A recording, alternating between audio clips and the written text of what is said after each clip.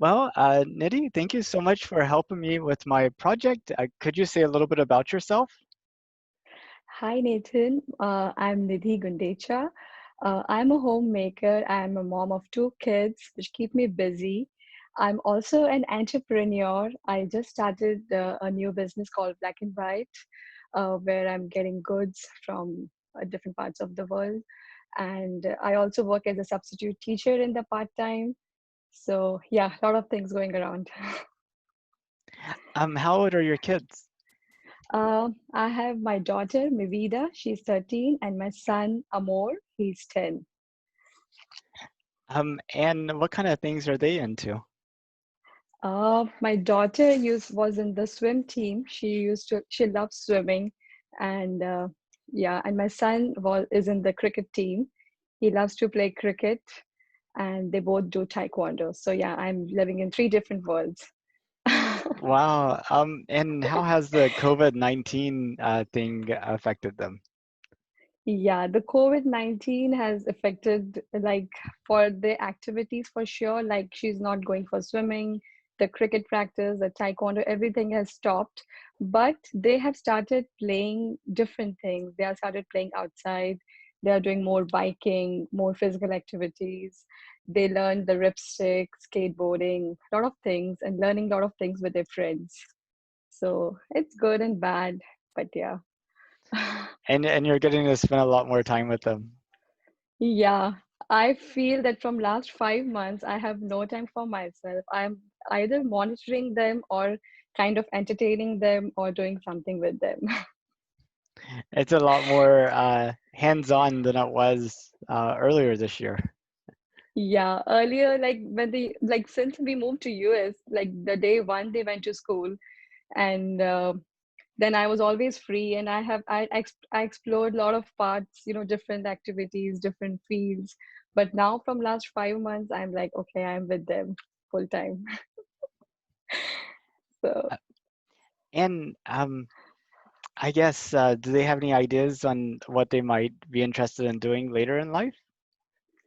Yeah, I'm not sure, but yeah, maybe. Right now they have a plan, but it keeps changing every time. That's good. That way they don't get like locked into one thing and not aware of Yeah, everything else. yeah, they know by having a dad like Manish, they know that they have to study. They don't have any other option. So yeah. Mhm. And let's see. I can't remember if you're in the Klein school district. I think you are, right? Yes, we are in the Klein School District. And Yes. so everything's going to be online until like the September. Do y'all plan to still do the online option after then, or? I think I'll take online option till like first 2 semesters, because when I read a lot of Q&A question and answers from the parents and teachers, the guidelines, I don't feel it's very safe. And secondly, I don't want the kids to be at any risk because we are taking care from last 6 months. So I'll just avoid school till December. And after that, I hope they go back to school. I'm just waiting. And there's that school in Georgia that started up this past week, and they had pictures of the hallway, and it was just crowded and everything. I think in a month or two, we'll be able to see, are our fears justified? And there's like disaster over there. Are maybe we've been a little bit too cautious and feel more Yeah. comfortable. Yeah, I think because I think right now it is less than half percentage of kids who are impacted of COVID. But I think after the school goes, we don't know which parent is going out and who is getting in touch with whom. So I think this year we'll just give an excuse even to the kids and engage them in different other activities which they want to explore. So I know it's going to be hard to teach them at home, because I feel that students, the best learning is when school, whether it is school or college or anything. When you go to school, you come and interact with other people, you develop your social skills, you develop your emotional skills, you fight with them, you resolve the fights. So I feel that for the overall development, they should go to school like in the long run. But this year, is kind of a different experience. And you mentioned Moore is in the cricket. Is that with like the Trigger Colts cricket league? Yes, he's in the Trigger Cold Cricket League. Yes, he plays for U11. Yeah, do you know Surya Salati? Yes, he's the coach. He and I worked together at HP for like I like known him since like 2000, and Oh, we had wow. worked together for a long time. So he Hmm. was Yeah, always he's been a big cricket fan. yeah, he's a big cricket fan, and he got the cricket to this country, and now there are like so many people, so many kids, so many teams. They have good like the last cricket we had was during spring break, and it was good. And now with the new cricket stadium, which are like very close from us, so cricket is taking a lot of thing. Are you talking about the facility building in Prairie View? Yes, the Prairie View facility, that is like the best. I think the biggest in the US. So, yeah, so it is good. And I think a lot of people are taking interest in cricket, which is good. So what do you like about cricket? I like batting. I like to bat for cricket because I don't know. I just like to hit shots and all. And I always make Amor and all his friends because my kids play outside also cricket. So I just make them field and ball, and I like batting. Do you like cricket? Do I like cricket? Well, I don't like most professional sports. But I like people getting together and having a good time and getting a physical workout. So I definitely Hmm. like I I mean like I wouldn't see myself like turning on a cricket game on TV, but I also wouldn't watch a basketball game or a football game either. But Hmm. I would see myself like playing cricket if I knew how. Hmm. So I think I'd like to participate. I wouldn't like to watch. Hmm. Right. Yeah, definitely. We can have a good cricket game someday. Right. Um, yeah, you have to teach And me all the rules though. yeah, we have kids to teach you that, so they will be very happy. Yeah. And how are your kids doing? I know one of your son, they are into tennis. Yes, and tennis, like cricket, is a pretty good COVID-19 friendly sport, right? You don't have to be Mm-hmm. so close to each Mm-hmm. other, and Mm-hmm. but yeah, both of them are into tennis. Mainly my younger one. The older one is Mm-hmm. going to college, but he's at home this year because of he's doing all remote school, and Mm-hmm. yeah, it's going pretty well. The older one is working on some research projects, dealing Mm-hmm. with uh, looking at depression and psychological health, and looking Mm-hmm. at correlating that to like Fitbit data, in terms of Mm-hmm. your resting cycles and type of that. And Mm-hmm. the younger one, well, he's in his last year of high school, so he's going through all the college application process and everything. Mm-hmm. Yeah, how are you experiencing the COVID situation? Because both of them are at home, and I'm sure Sonia is also working. And Yes, she is. so, and I know that HP work culture has become crazy, like after even after COVID-19, like they are more busy. So, Well, that I don't know if they're more busy or less busy, or is it because they're at home and we're more aware of it? Because whenever they were off at the office, it's just like, oh, well, they must be just relaxing, and then they come home. But then if you're at home, you hear it all day long, right? yes. So I don't think Yes. the work situation has changed at all, because I left HP back in like 2015, and Hmm. um, everything that I hear from Sonia's day compared to my day reminds me the same. So I think it's still the same. Hmm. Yeah, the work culture never changes. Ah, yeah. Yeah. But I have a question. Did you know that we were planning to send people back to the moon in 2024? Yes, I knew that America is sending people to moon in 2024. So yeah, that's a very good thing. And I also know about India's mission to send people to moon in 2022, because that's the year when India, it's the 75th anniversary of independent India. So yeah, so I'm excited. This is very good thing. Like, which is, it's a good one. Yeah, I haven't heard about India sending people to the moon in 2022. I heard that they wanted to have a human space program and that they were looking at trying to figure out how to launch people to orbit. And Hmm. just that. But so I'm wondering if we're talking about the same thing, and maybe they didn't go to the, maybe it's not quite the Yeah, moon. yeah, maybe it's the same thing. I don't know because I remember when I was in India in 2018, one of the speeches on Independence Day, Prime Minister Modi said that they are planning to send people from India in the Indian spaceship, and they're also planning to send a male and a female, like three people to the moon, and to to do the tiranga on the to do the flag hoisting on the moon surface. So yeah, I also heard in news, and I'm sure because of the COVID situation, all the projects all over the world are being delayed, and there are a lot of challenges which they are facing for the manufacturing and other research. So But what do you, okay, so what do you think about India sending people into space? What does it make you, uh, I mean, like, what do you think about it?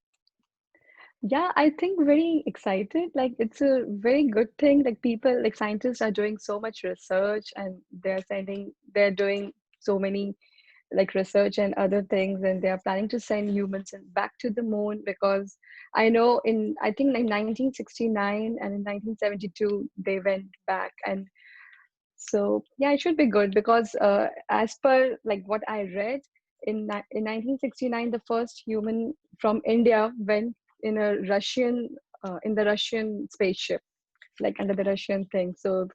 So now they are planning to do by themselves. So I'm excited, and I don't know if you know about the other two like it's also called Mars Orbiter mission, which happened in 2014 when they sent the orbiter to Mars, and recently the Chandrayaan 2, which last year in 2019 they sent on the moon's orbiter. So I think India is developing a lot, and even in this year, I think in November or September sometime, they were landing the orbiter, and it was only like 2.1 kilometers away. And I was actually watching that day. I was sitting and I was looking all the live updates, how it is going, how it will touch the moon surface and everything. But I think it crashed due to some braking failures or some issues, but it was very close. So I feel that India is doing a great thing.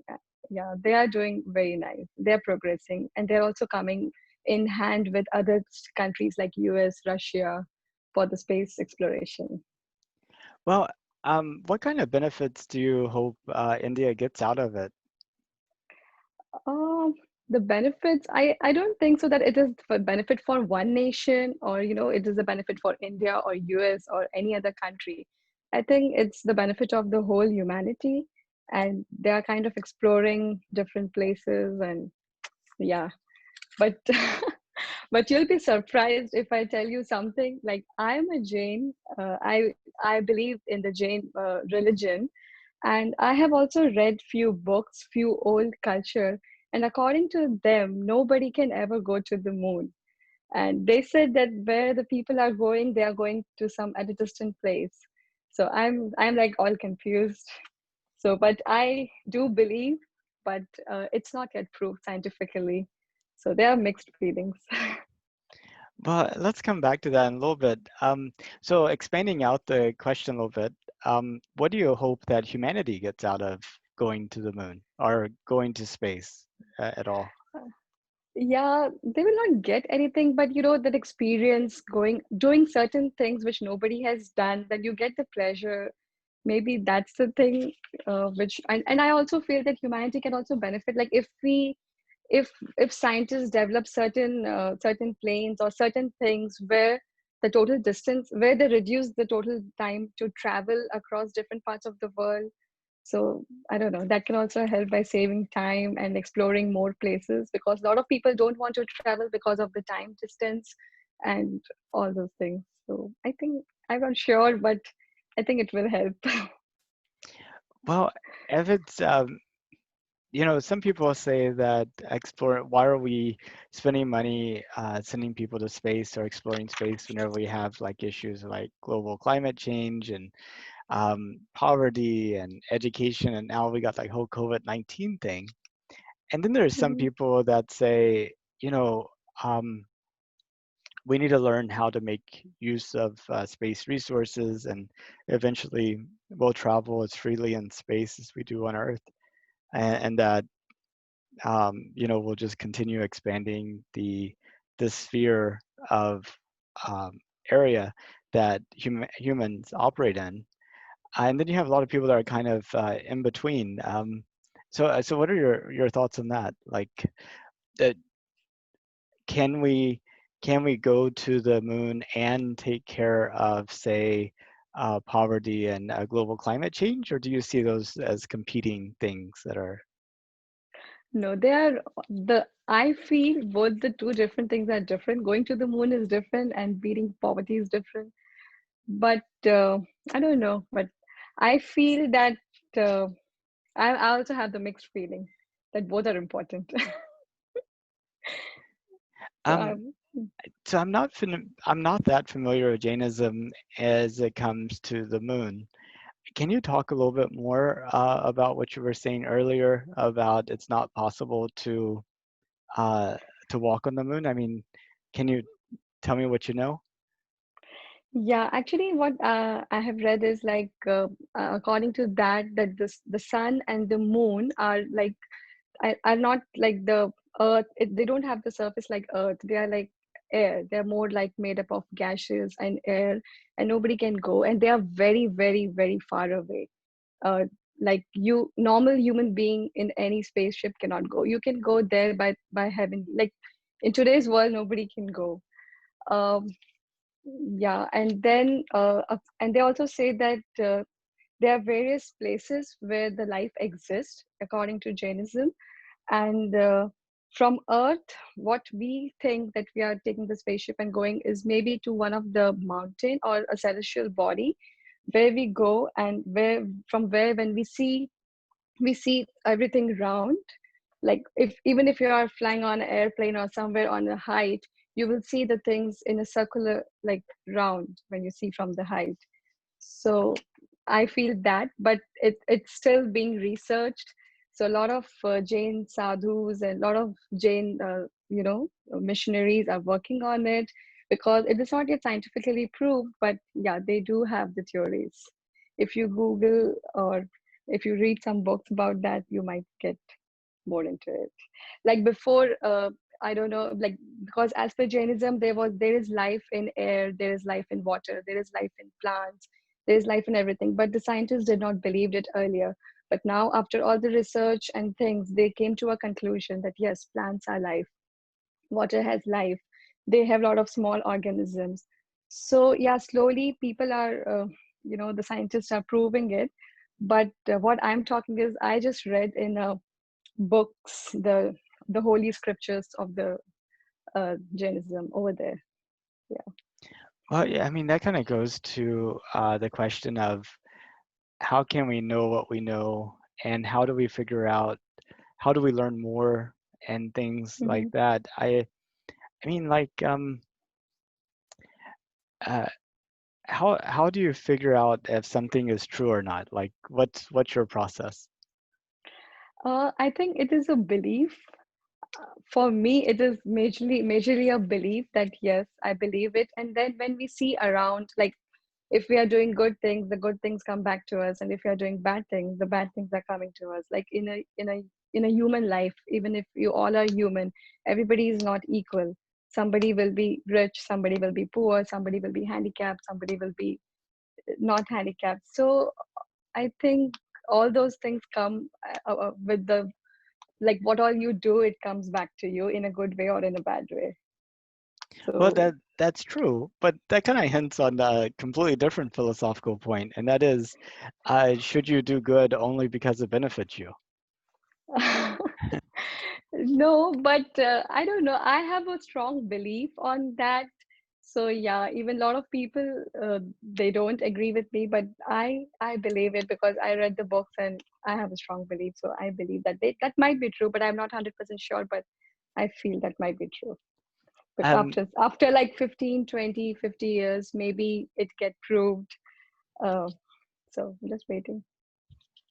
so now, uh, when you look at the future of humanity, like 500 years from now, Mm-hmm. do you think we're still just on this earth making day trips or weekend trips or small trips out into other places, or do you really see humanity expanding beyond the earth and you have people living on the moon and on Mars and on the moons of Jupiter and the moons of Saturn and creating like these huge space structures? I mean, like, what do you think happens with the future of humanity like 500 years from now?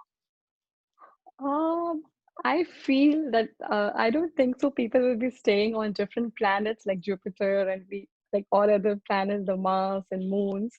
I feel after 500 years, after whatever years later, there will be a lot of robots because I feel like when we see our, the people, our grandparents or our, they used to do a lot of work. We are doing less work, and gradually the human will do less work, and the gadgets or the robots, they will be doing a lot of work for you. So I feel life full of robots and machines after 500 years. Like everything, for every work, there will be a robot, but I don't know if people will be actually staying on the moon and other places. I'm not sure, but definitely with machines. Well, and what is the role of humans in that society? Human will be more. Human is always the king of the society. All the things goes around him, so it will be the same. I guess he will be leading the society. But I mean, right now there's like a limit to what one person or a group of people can do in terms of affecting the world. But imagine all those robots being controlled by one person or one small group. It seems like it would give them a enormous amount of power, and other people who had no such things under the control would be completely at a disadvantage. What do you think about that? Yeah, that is true because there will be a lot of privacy hack, and other people can come into this. But I think everybody will have some kind of, machines. Like earlier, we used to do everything by hand, and now we have different gadgets to chop the vegetables, to do the mopping, cleaning, everything. So I feel that human will be operated by machines as well, and he will be operating the machines, and there will be a lot of privacy hacks, I feel, but I'm not sure. But looking at how the people are developing and how they don't want to do anything, they all want the things to be done by somebody, like some machine or some to make their work easy. So I feel that will happen, but I'm not sure. Maybe the things change after COVID, like after people, everybody is at home and they're thinking about, like during COVID-19, there are a lot of people who are thinking that even the life is going on without so many things in the life. We are not doing so many things which we used to do from the last 6 months or so. So maybe it can be go to the other way around, but I think mostly it will be more with machines and robots. Now, do you have a washer and a dryer? Yeah.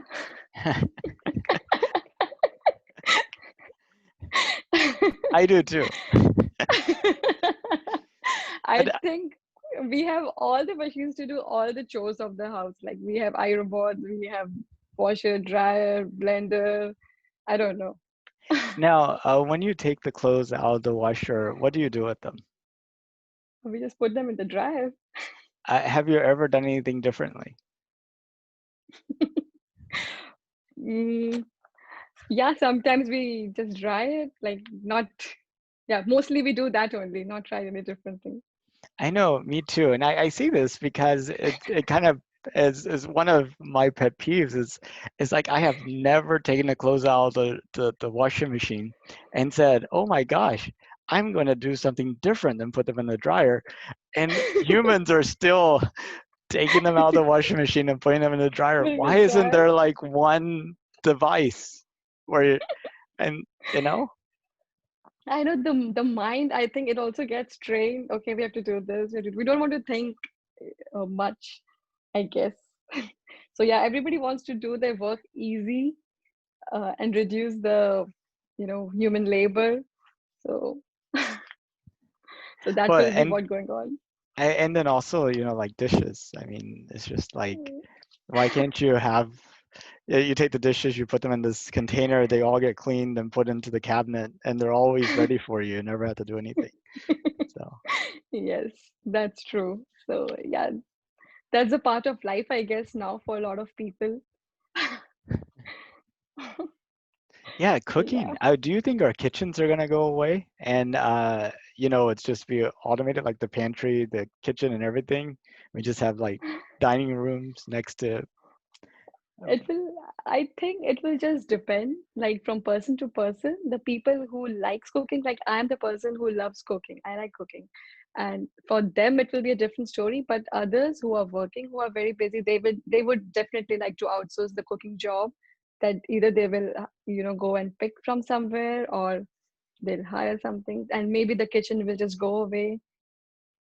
I don't know if you have, I'm sure you would have tried, like the Indian cooking is very different from the US cooking, you know. Well, yes, yes, that's true. It's still a bit of a mystery to me, the whole cooking thing. I try to cook from time to time, but it's very simple dishes. But is there anything about cooking you don't like?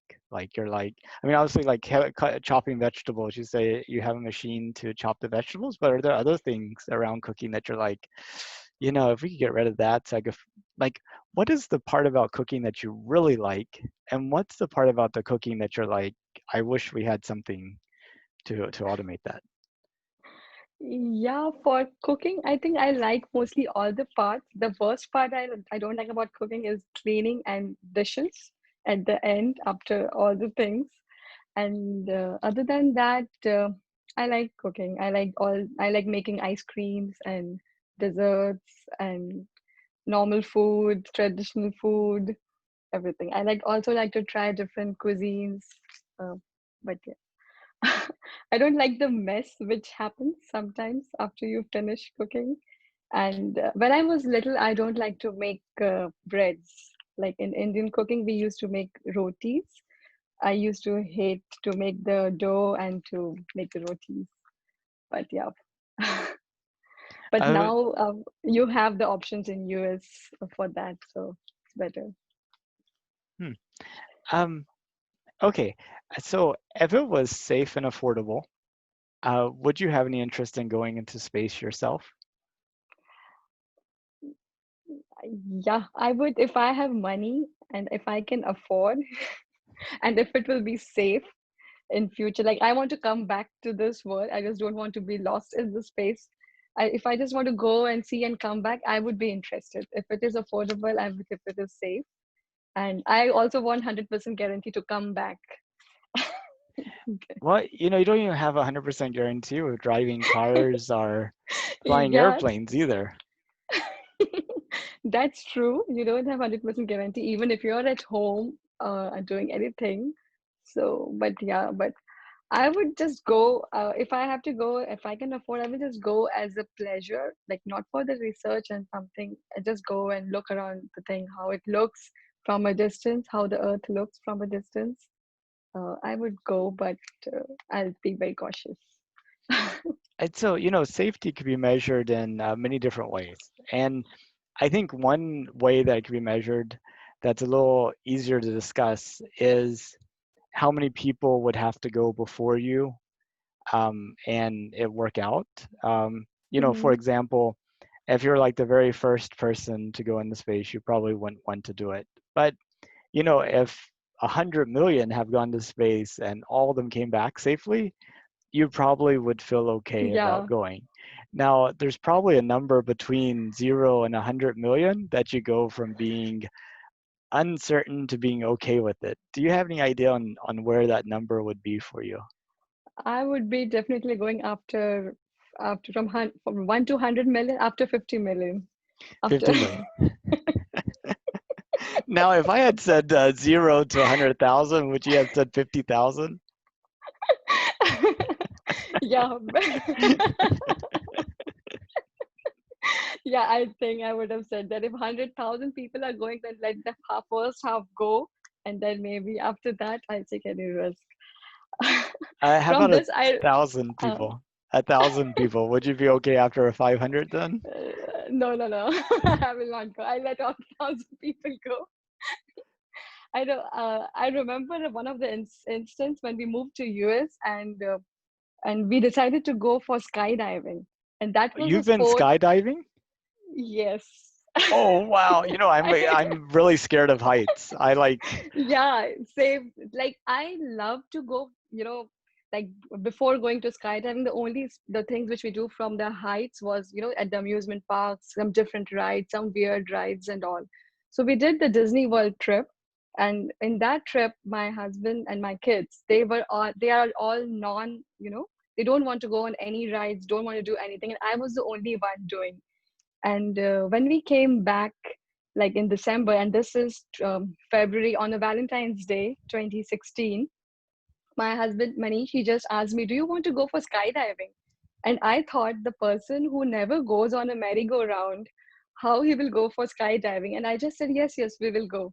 Oh And boy. he and and his brother was also visiting us from India, and he was also excited. Yeah, yeah, okay, let's do skydiving. We'll do it.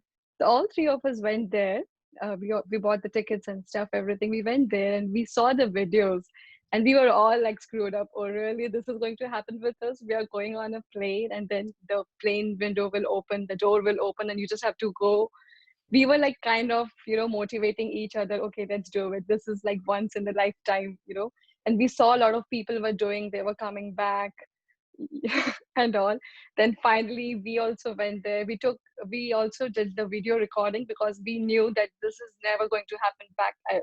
We don't know if it's ever going to happen back, so we wanted to take the videos and all, and we actually did it, and it was a great experience after that. Wow. But How long did it take for you to get over the shock after getting out of that airplane? Did you have like a moment where you're like, no, no, no, no? yes, it was a moment when you go up, like at the height of 13,000 feet up, when the airplane door opens and you have to jump off. And before going, the trainer will say, even if you say no, no, no, we'll hear it as go, go, go. And Yeah. you have to, and we did not do like on ourselves, we did a tandem. So we had a tandem, like we had another person who was going with us. So it was like a safe one, and we jumped with him, and we knew that if we suppose we forgot to open the parachute, or we forget to do something, he will, he's going to take care of us and land us safely down. Oh, do you So open the parachute even whenever it's tandem? You pull it or they do it? no, they You're do it just for you're me. just a passenger, right? Yeah, yeah, because when you're falling down at the speed of, I don't know what speed it was. Like in like few seconds, you were at 8,000, from 14,000 to 8,000, like less than a minute. And then over there, you have to open the parachute. He gives you a signal that okay, this is the time. If we open, it's okay. If but and you are falling at a speed, at such a great speed that you don't realize. Okay, you are like, I don't know, you're not able to breathe because there was no helmet or anything. There was only the eye gear which you have to wear. That's it. So, like for me, I was just in the shock. Okay, okay, I'm falling down. What's going to happen? And suddenly he opened the parachute. Then you suddenly glide up, and then he slowly glides you down. Like it takes like 5-10 minutes, and he slowly glides you down, and then you reach the land. So that was really a great experience. And the worst part was, like, we left the kids with nobody. They were sitting, and they were all excited that, oh, mom and dad are going to jump from the plane, which was like not good to teach them. jumping from a plane. But when we reached down and both the kids came running to us, like that was also the great moment.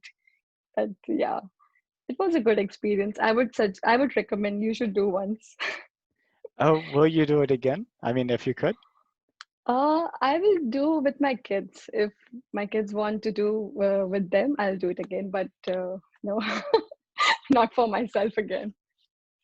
Wow, that I I hope at some point I overcome my fear of heights and can do it myself. I'm Mhm. fine in planes, even like little small planes. As Yeah, long as I have something around me, I feel okay.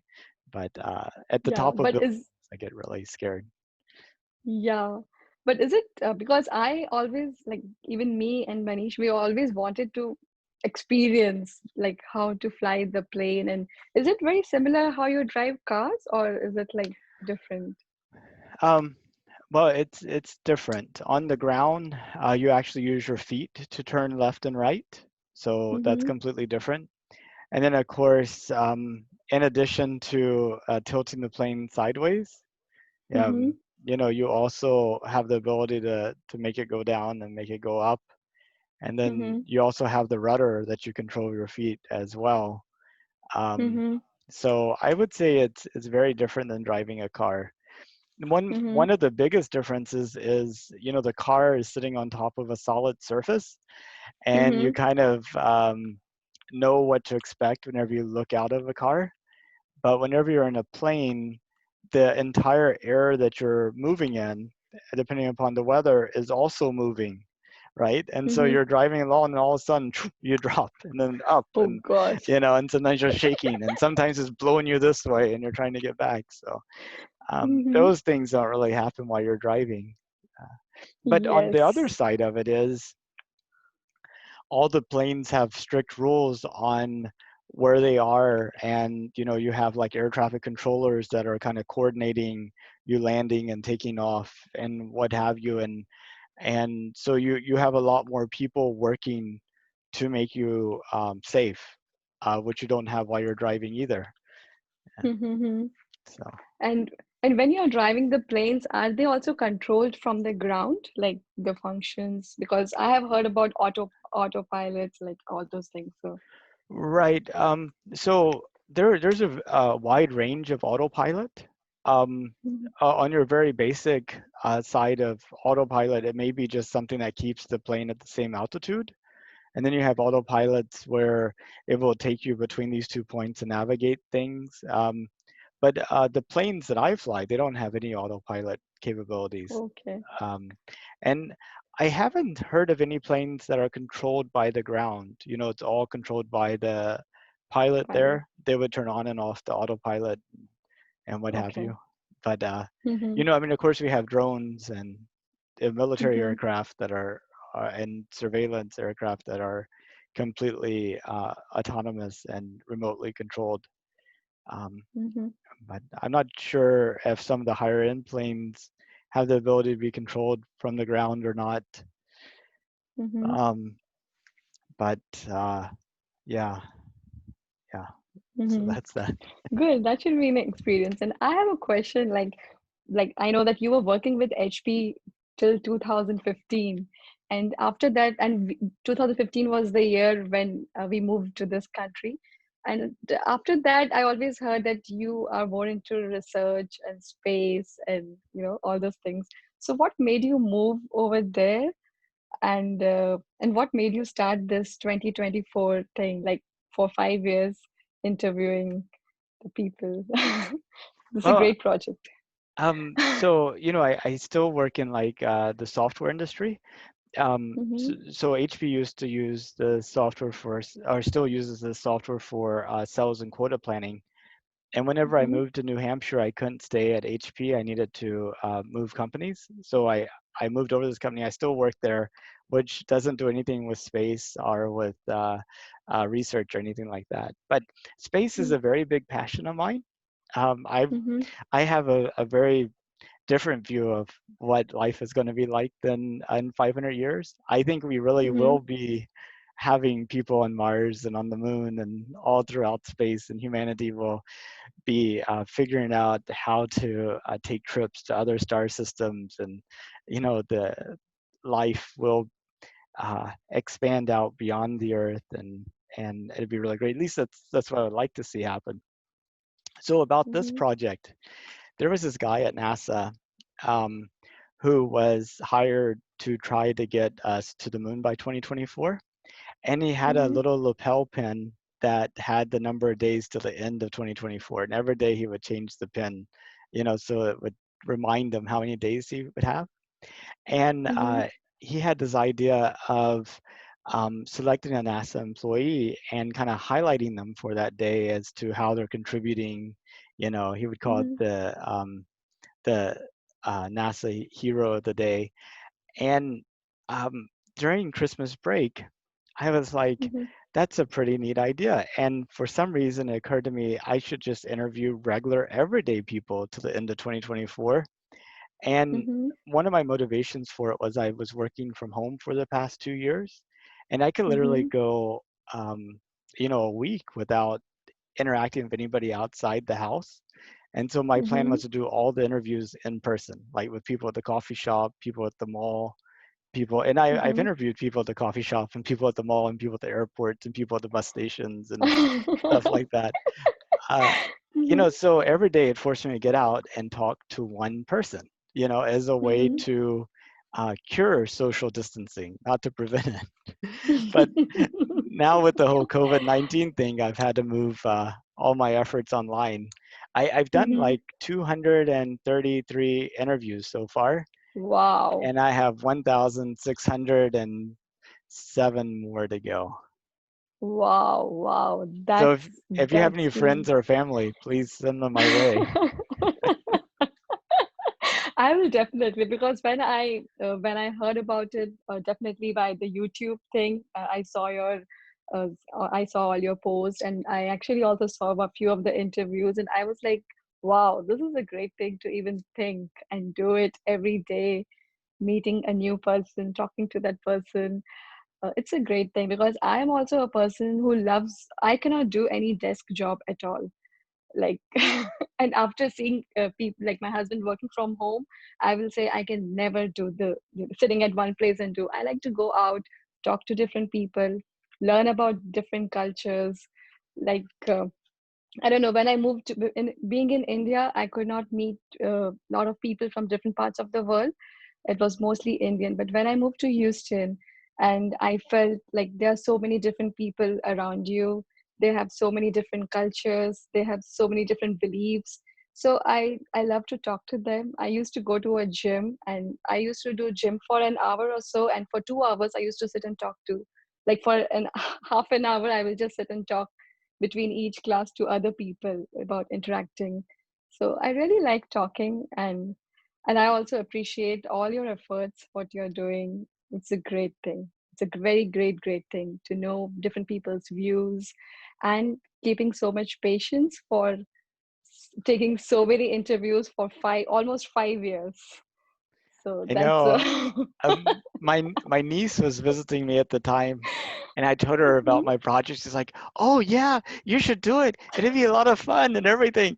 And you know, now after doing it for several hundred days, I'm just like, "See what you got me into," now, because now I can't stop. I have to keep with it. Like Yeah, and how do you feel like after taking an interview, or how do you feel your way? Like, how do you motivate yourself? well, I mean, there's sort of an inertia to the project right now. It's like, Mm-hmm. once you've done something for enough time, the fact Mm-hmm. that you've done it for that time means that it just kind of keeps going by itself. Mm-hmm. Like right now, I think it would be very disastrous for me if I skipped a day, you know, No. like the entire project would just, like the world would explode or something, it just can't Yeah. happen. Now there are so many eyes on you that yeah, you can't stop. But this is very interesting project But actually. I will tell you something. Anything you start, it's Mm-hmm. good to have an end date. in mind, Mhm. because that way, because I'm like, I could do anything for another 4.5 years, right? I mean, all I have Mhm. to do is make it to that date, and then I can do something different. And how is your family's reaction to this project? They've been supportive. They've sort of uh, yeah, yeah, they're very accommodating and accepting of it. Maybe a Mm. little bit mystified about how we got into such a pickle, but all in all, I think they're okay with it. So Yeah. one thing that I've tried to do is do them as early in the day as possible. So I set this time at 12:30, but Mhm. I've set up 7 a.m. as being another additional time. So to Okay. think, if I can interview people at 7 a.m., then I have from like Mhm. 7 a.m. to 12 midnight completely stress free. Like I don't have to. I know, I can imagine. I can totally relate to it. So yeah, once you're done with the job and you're like you're stress free. That's Yeah. good. I always appreciate everybody who do things for their heart. Yeah, because like nowadays everybody is in the rat race. Like we want to do this, we want to do that, but doing things for your heart, for your passion, is a great thing. Like I have a friend of mine. She likes drawing, art and drawing, and she just posts her drawing on Instagram, and now like in 4 years she has more than 1 million followers on Instagram. Just she is doing whatever she likes. So that's the best thing to do in the life. So I really admire your thing. Yeah. I mean, that's kind of another interesting point. There's a lot of people that do things because of money, but I think we have that backwards. Like we should figure out the things we want to do and then figure out how the money to make those things happen, whether or not, Mhm. you know what I mean? It's like, Yes, yes. I also agree to go with that approach, and I love that approach. Don't work for money, let money work for you. yes. Just do whatever you like and everything will come. But it happens only for a few people, I guess, because most of them are into this rat race of running and making more money and making more, more smooth life and all those things. They're into a good big competition about everything, the lifestyle, the house, and all those things. So But how can we change that? I don't know, by stop thinking about what other people will think about ourselves. If we just stop that thing in our mind, that what other people, by stop judging ourselves by, on the from other people's point of view, then I think you will stop comparing and you will stop, and you will have more time to do certain things for yourself and instead of doing for your status or for your, whatever. So I think that's the thing. If you stop thinking in your mind that, what people will think, how you will do, so that should make a great difference. But still, a lot of people have to do that. Like, not everybody thinks like that. They are all into the big race at the moment. Yeah, that's true. Well, Mhm. I really appreciate the time. Is there anything that you wanted to talk about that we didn't get to? I think I'm good with, I think we had a it was a nice experience to talk with you, and this is the first experience for me to talk on a recorded line. So I'm glad that I got this opportunity, and I actually made that opportunity, and I get a chance to talk to you. So Whenever the astronauts are landing on the moon in 2024, we'll have to have a big party, and you'll have to come. yes, yes, definitely. We're waiting for that. And I also heard about your program that you do every Sunday, that pizza party, some pizza, something with pizza on at your home. Uh, Oh, uh, so yes, I have this group that we put together called the North Houston Space Society, mm-hmm, and we have a meeting the first Saturday of each month, except for okay, July because of July 4th, and December because they have like the library open house the first Saturday there, and that's where we usually meet. And we usually mm-hmm, invite like guest speakers and what have you. But yeah, it's pretty. We used to okay, have it in my house, and we used to have mm-hmm, pizza, but yes, we discovered that the library would like us, would accommodate us, and Mm-hmm. that's been really working well. I mean, we've Mm-hmm. doing everything online now because of the whole COVID thing, but Mm-hmm. yeah. Mm-hmm. So yeah, that's really good because I heard your passion about sports from that thing only when I think we talked at one of the parties and you were talking about your group that used to meet and discuss about the space, and that was the time when I knew that you have a big space passion, and that took you here, which is very good. I I would like to wish you all the best wishes for your project, and I will definitely share with my friends and families who can join you in this mission. Well, thank you very much. Well, you have a good rest of your day then. Thank you. Have a good one. Thank you so much. Bye Bye. bye.